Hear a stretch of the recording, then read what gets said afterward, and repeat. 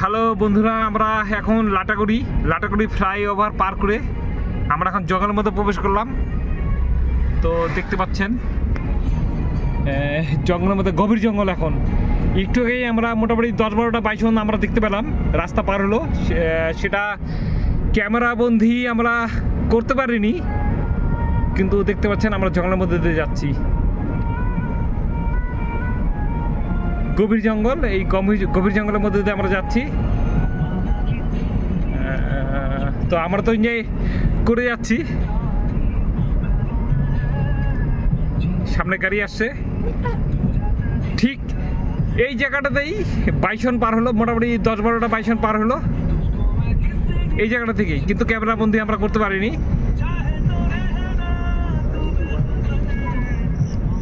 তো আমাদের সাথে আপনারাও পুরা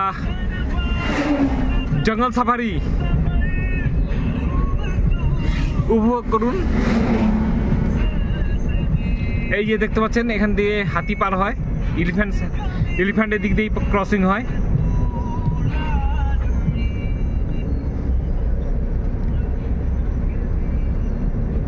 আমি আরো একবার বলে রাখি যে আমি এখন আছি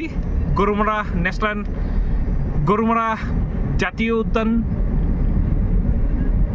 ঠিক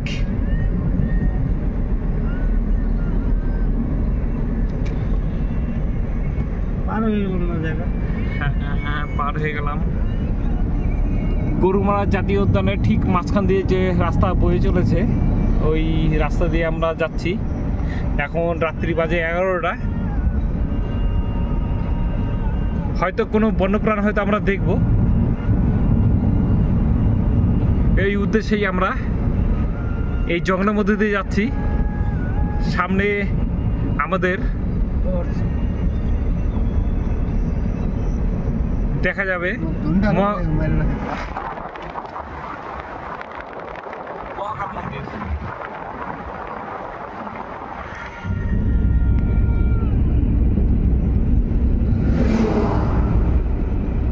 এদিকে মার না, এদিকে মার, এদিকে মার, জঙ্গলের দিকে মার, এদিকে মার।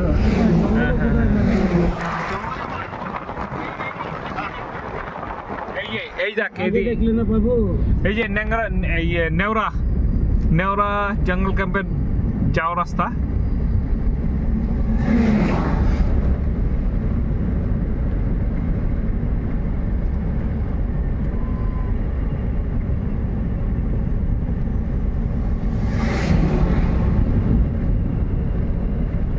ভাই অনেক দূর চলে আসছি, আর হবে না।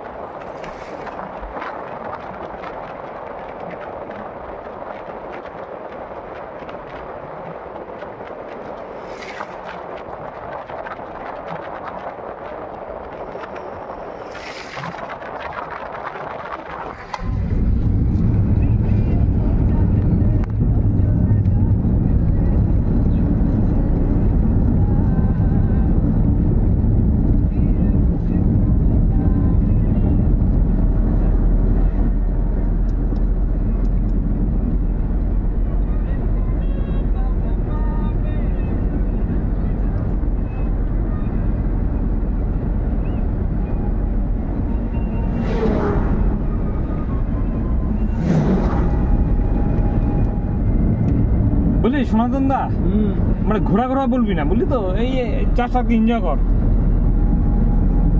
এই দেখ, এই আমরা আসলাম, দেখ কতগুলো বাইসন আমরা দেখতে পেলাম না। এই ওরা আসলো না, হ্যাঁ ওরা আসলো না, ওরা কিন্তু দেখতে পেলো না, কিন্তু বুঝলি তো, ওরা হলো এটাই হলো মিস করে দিল।